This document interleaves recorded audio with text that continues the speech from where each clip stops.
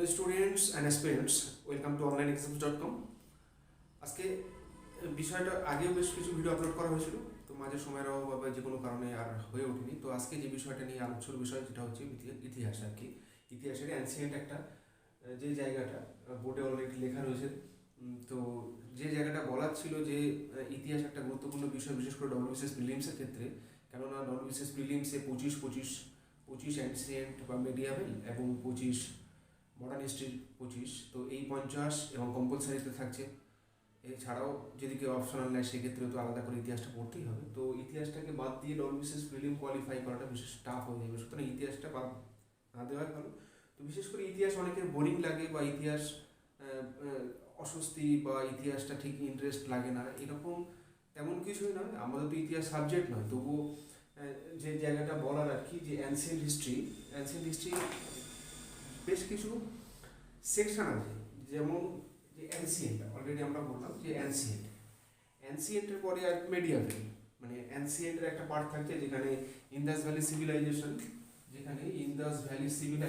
Indas Valley Civilisation মানে বৈদিক। এই যে জায়গাটা, ইন্দাস ভ্যালি সিভিলাইজেশনটি কবে থেকে শুরু হলো, কোথায় শেষ হলো, এবং তারপরে বৈদিকটা হঠাৎ করে কোথা থেকে এলো বা কীভাবে শুরু হলো, এবং তার পরবর্তীকালে আর্লি বেদিক বা লেটার বেদিক এই অংশটা, আর্লি বেদিক বা লেটার বেদিক এই অংশটা, এটাও বা সমাজে কীভাবে তৈরি হলো, এবং তারপরে এই যে বৈদিক সাম্রাজ্য থেকে মানুষ মুক্তি পাওয়ার জন্য হঠাৎ করে আবার দুটো সেক্টের উৎপন্ন হলো। একটা হচ্ছে বুদ্ধিজম, একটা হচ্ছে জৈনজম। তো বুদ্ধিজম আর জৈনজমের পাশাপাশি সেই সময় আর কি 16 মহাজনপদের উৎপত্তি হলো, 16 মহাজনপদ। তো আমার বিশেষ করে বলার যেটা হচ্ছে মেসোপটেমিয়ান সভ্যতা বা ওই রিলেটেড সভ্যতা বা আমাদের ইন্ডাস ভ্যালি সিভিলাইজেশন, যেটা পুঁথিগত মানে বিভিন্ন সোর্স থেকে আমরা পেয়ে থাকি, যেটা হচ্ছে 2750 বিসি বা বিভিন্ন বইতে 3000 বিসি, বা এটা নিয়ে একটা মতান্তর রয়েছে। সুতরাং এটা আমরা বলতেই পারি এটা একটা মতান্তর, মানে অ্যাপ্রক্স 2750 বিসি থেকে শুরু করে 1500 বা 1750 বিসি পর্যন্ত ইন্ডাস ভ্যালি সিভিলাইজেশন অবস্থান করছে, যেটা 1921 বা 22 খ্রিস্টাব্দে রাখাল দাস বন্দ্যোপাধ্যায় এবং দয়ারাম সাহানি বিভিন্ন এক্সক্যাভেশন বা খনন কার্যের মাধ্যমে সেগুলো আবিষ্কার করে, এবং সেখানে বেশ কিছু কোশ্চেন আসে। গুরুত্বপূর্ণ বিষয় যে গতানুগতিক কোশ্চেনগুলো আসতো, যেগুলো বড় স্নানাগার কোথায় পাওয়া গিয়েছে বা বড় শস্যাগার কোথায় পাওয়া গেছে, এই ধরনের কোশ্চেন এখন একটু বেশ একটু অবসোলেট বা একটু সেকেলে টাইপের। এখন নতুন করে বেশ খুঁটিয়ে যারা করছে তারা একমাত্র কোশ্চেনগুলো উত্তর দিতে পারবে। বিশেষ করে কোথাও তারা হয়তো ধানের ব্যবহার জানতো না, কিন্তু ধানের খোসা বা তুষ বা জাতীয় কোথায় পাওয়া গেছে, বা নতুন নতুন যেসব এক্সক্যাভেশন সাইট, যেগুলো খুব ডিটেলসে আমরা হয়তো পড়িনি, কিন্তু সেগুলো এক্সক্যাভেশন সাইটে কী কী নতুন পাওয়া গেছে সেগুলো আমাদেরকে অবশ্যই জানতে হবে। সুতরাং ইন্দাস ভ্যালি সিভিলাইজেশনটা খুব ফুটিয়ে পড়তে হবে, বেশ কিছু কোশ্চেন ওখান থেকে থাকে। এরপরেই আমরা চলে আসবো যে ইন্দাস ভ্যালি সিভিলাইজেশন, এটা তো একটা সময় এন্ড হলো, বা কীভাবে এন্ড হলো সেটা নিয়ে নানা রকম সোর্স বা পাওয়া যায় আর কি। এমনকি মহেঞ্জোদড়ো সিনেমাতে দেখানো হয়েছে যে দ্য মোস্ট অ্যাকসেপ্টেড যে কারণটা হলো সেটা হচ্ছে ফ্লাড বা বন্যাতেই এই সভ্যতাটার একটা ধ্বংসের মুখে পতিত হয়, এবং পরবর্তীতে যে আরেকটা সভ্যতা বা একটা জাতি বৈদিক যুগ বা একটা যুগের সূচনা হয়, সেটা হলো বৈদিক। এই বৈদিক কেউ কেউ বলে এরা হচ্ছে actually they are the Aryans, মানে এরা মধ্য এশিয়া বা পূর্ব মধ্য এশিয়া বা এই জায়গা থেকে কোথার থেকে একটা এসে ইরান ইরাক এই জাতীয় কোনো একটা জায়গা থেকে তাদের নাকি আগমন, এমন ঐতিহাসিকের মতো এটাই মতবাদ। এবং কেউ কেউ বলে থাকেন যে না, এটা পৃথিবীর অন্য কোনো প্রান্ত থেকে এসছে। কেউ বলে থাকেন না, এটা চীনের একটা প্রজাতির একটা অংশ এই বৈদিক সভ্যতা। আবার আমাদের বালগঙ্গাধর তিলক বা এই জাতীয় যারা যারা এইসব নিয়ে রিসার্চ বা গবেষণা করেছেন তাদের মতে যে তারা অ্যাকচুয়ালি আর্কটিক রিজিয়ন বা আর্কটিক থেকে এসছে। তো এই কোশ্চেনগুলো আমরা একটু ডিটেলসে পড়বো। তারপরে আমরা চলে যাবো আর্লি বেদিক যদি বলা হয়, তো সেক্ষেত্রে বিশেষ করে এই যে 1750 লিখলাম না, ঠিক 1750-এর পরে আমরা ধরে নেই যে 1500, তো 1500 বিসি থেকে 1000 বিসি আয়রন এজ পর্যন্ত 1000 বিসি আয়রন এজ পর্যন্ত এটাকে আর্লি ভেদিক। আর পরবর্তীতে 1000 বিসি অনওয়ার্ডস থেকে শুরু করে 544 বিসি পর্যন্ত এটাকে ল্যাটার ভেদিক বা পরবর্তী বৈদিক যুগ আর প্রাচীন বৈদিক যুগ। তো পূর্ববর্তী বা প্রাচীন বৈদিক যুগ আর পরবর্তী বৈদিক যুগের এখানে একটি বিশেষ আলোচ্য বিষয় যেটা হচ্ছে অ্যাকচুয়ালি সমাজে এই সময় যেটা ছিল তাদের জীবিকা পশুপালন, ক্যাটেল রিয়ারিং, পশুপালন বা ক্যাটেল রিয়ারিং বা ওই রিলেটেড যে সব জীবিকা থাকে সেইগুলো তাদেরকে ছিল, এবং তাদের যে ধর্মীয় আচার আচরণ ছিল অনেকটি ন্যাচার ভিত্তিক, ন্যাচার বেসিস, মানে প্রকৃতির পূজাটা তারা করতো। তো পরবর্তী বৈদিক যুগে আস্তে আস্তে বিভিন্ন সমাজের বিভিন্ন সেক্ট তৈরি হয়, যেটা 5টা, ব্রাহ্মণ, ক্ষত্রিয়, বৈশ্য, শূদ্র, এইভাবে আর কি। মানে এই আর্লি বেদিকে সমাজে সেইভাবে কোনো সমস্যা তৈরি হয়নি। মানে তারা বিশেষ করে পশুপালন যেহেতু করতো, সুতরাং তাদের একটা জমির প্রতি, জমিকে আঁকড়ে ধরে রেখে তাদেরকে জীবনযাপন করাটা একটা সমস্যা ছিল। ওই জন্য তাদেরকে জমির প্রতি সেইভাবে লোভ তৈরি হয়নি, বা জমিকে আঁকড়ে ধরে রাখার লোভটা তৈরি হয়নি। পরবর্তীতে কালে যখন এই জীবিকাটা পরিবর্তন হয়ে গেল কৃষিকাজ, এই জীবিকাটা পরবর্তীতে হয়ে তৈরি হলো কৃষিকাজ, তখন তো সেটা একটা জমির, যত জমি বাড়বে সেইভাবে কৃষিকাজও বাড়বে। তো এই যে এদের জীবিকার পরিবর্তনের সাথে সাথে সমাজের বিভিন্ন রকম পরিবর্তন শুরু হতে থাকলো, মানুষের জমির প্রতি লোভ বাড়তে থাকলো, বা জমিকে আঁকড়ে ধরে রাখা বা জমির এরিয়া বাড়াতে থাকার যে মানুষের মধ্যে একটা আকাঙ্ক্ষা তৈরি হলো, এখান থেকে কিন্তু ক্ষমতা এবং সেখান থেকে ষোড়শ মহাজনপদের একরকম সৃষ্টি হলো আর কি। সেটা আমি বলছি বিষয়টা। এবং ল্যাটারের দিকে আরও একটা বিষয় যেটা হচ্ছে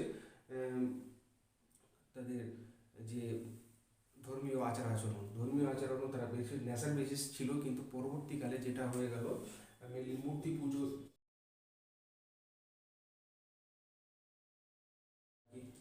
বিশেষ করে তাদের এই জীবিকা এবং ধর্মীয় আচারণ ল্যাটার ভেদিকে অনেকটাই পরিবর্তন হয়ে গেল। সেক্ষেত্রে কৃষিকাজ, মূর্তি পুজো, এই জাতীয় জিনিসপত্রগুলো সমাজে আস্তে আস্তে আগমন হলো। এবং বিশেষ করে একটা শ্রেণী ব্রাহ্মণ, ক্ষত্রিয়, বৈশ্য, শূদ্র এবং লোয়ার কাস্ট যেগুলো ছিল তারা একেবারে নিচে চলে গেল। তো এই জায়গা থেকে মুক্তি পাওয়ার জন্য একটা প্রতিবাদী তাদের মধ্যে থেকে বেরিয়ে আসা, মানুষ অ্যাকচুয়ালি বিপদে পড়লে সেখান থেকে বেরিয়ে আসতে চায়, বা পিপিল বা জনগণ আমরা সবসময় কঠিন থেকে সাধারণত সহজের দিকেই আমরা গমন করতে ভালোবাসি। তো সেক্ষেত্রে আমরা এই যে সমাজের বিভিন্ন রকম মানে সমস্যা তৈরি হলো, সমাজের যে বিভিন্ন কাস্টিজম তৈরি হলো, বা সমাজে যে নিচের বঞ্চিত যে মানে অংশটা, তারা এখান থেকে বেরিয়ে আসতে চাইছিল। সেই সময় বুদ্ধিজম বা জৈনিজমের উৎপত্তি আর কি। বুদ্ধিজম বা জৈনিজম, এটা নিয়ে বিশেষ করে আরও আলাদা করে পড়তে হবে। আমি খুব সংক্ষেপে বলছি যে অ্যাকচুয়ালি কনসেপ্টটা কি, মানে অ্যানসিয়েন্ট থেকে 544 BC পর্যন্ত খুব সংক্ষেপে বলার চেষ্টা করছি, কিন্তু এটা রিডিং পড়তে হবে। কয়াল চক্রবর্তী, হাজরা বা জীবন মুখোপাধ্যায় যে কোনো একটি বই ভালো করে রিডিং দেওয়া খুবই গুরুত্বপূর্ণ বলে আমি মনে করি। তো এবং এই যে এখানে বলছিলাম যে জমির প্রতি মানুষের লোভ বাড়তে থাকলো, এবং এক একটা জমিকে আঁকড়ে ধরে সেই আরও এলাকা বাড়তে থাকলো। এখান থেকে তৈরি হলো মহাজনপদ, ষোড়শ মহাজনপদ। তো বিশেষ করে প্রথম জনপদ তৈরি হলো, মানে বিভিন্ন ছোট ছোট অংশ, যেটাকে আমরা ব্লক বা ডিস্ট্রিক্ট বলছি, এরকম ছোট ছোট অংশ নিয়ে সেই সময় জনপদ তৈরি হলো, এবং বেশ কিছু জনপদকে দখল করে সে মহাজনপদ তৈরি হলো। এবং মহাজনপদের একজন ক্ষমতাশালী ব্যক্তি নিজেকে শাসক হিসেবে তৈরি করলো। এইরকমভাবে সেই সময় 16টা মহাজনপদ তৈরি হলো ভারতে। এবং গুরুত্বপূর্ণ কিছু মহাজনপদ রয়েছে, সেখান থেকে কোশ্চেন আসে।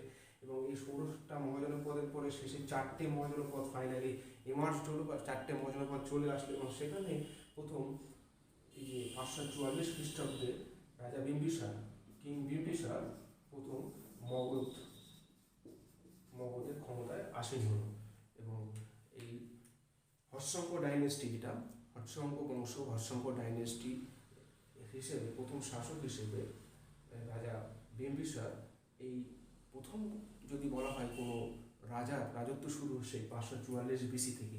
তো সুতরাং এখান থেকে এটা আমি খুবই সংক্ষেপে বললাম, এত সংক্ষেপে লেকচার হয়নি, আমি ডিটেলসে আরও নিয়ে আসবো। বাস কনসেপচুয়ালটা যেটা বলতে চাইছিলাম যে ইন্দাস ভ্যালি সিভিলাইজেশন আমরা পুঁথিগত বিদ্যা থেকে বা বিভিন্ন জায়গায় সোর্স থেকে কোথায় কী পাওয়া গেছিলো, এক্সক্যাভেশন করে কোথায় পাওয়া যায়, রাখাল দাস বন্দ্যোপাধ্যায় কোন জায়গায় কোথায় কী আবিষ্কার করে, বা দয়ারাম সাহানি কোথায় কী আবিষ্কার করে, সেগুলো পড়তে হবে। এবং ইন্দাস ভ্যালি সিভিলাইজেশনে কোথায় কী পাওয়া যায় সেইগুলো নিয়ে, এবং এছাড়া তাদের যেসব বসবাসের যে স্টাইল বা তাদের জীবনের জীবনযাত্রার যেরকম তাদের বৈচিত্র্য, যে এগুলো আমাদেরকে ডিটেলসে একটু পড়তে হবে। এবং তারপরে বেদিক যে আর্লি বেদিক আমি বলে দিয়েছি 1500 খ্রিস্টপূর্বাব্দ থেকে 1000 খ্রিস্টপূর্বাব্দ আর্লি বেদিক, আর তারপরে ল্যাটার বেদিক 1000 খ্রিস্টাব্দ থেকে 544 খ্রিস্টাব্দ পূর্ব পর্যন্ত। এবং এতে তো যে পশুপালন মানে জীবিকা এবং তাদের ধর্ম আচরণ ল্যাটার বেদিক অনেকটাই পরিবর্তন হয়, যার জন্য সমাজে নানা রকম সমস্যা তৈরি হয়, সমাজে ব্রাহ্মণ ক্ষত্রিয় বৈশ্য শূদ্র বা লোয়ার কাস্টটা তৈরি হয়। এবং এখান থেকে বেরিয়ে আসার জন্য বুদ্ধিজম বা জৈনিজম,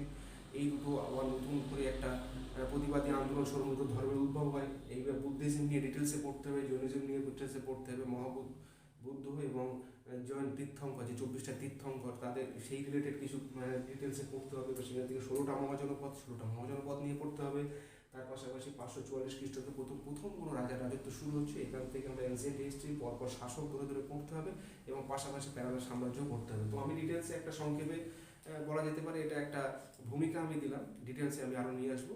এখানে এই পর্যন্ত এই ভিডিওটা এখানেই শেষ করছি। ধন্যবাদ।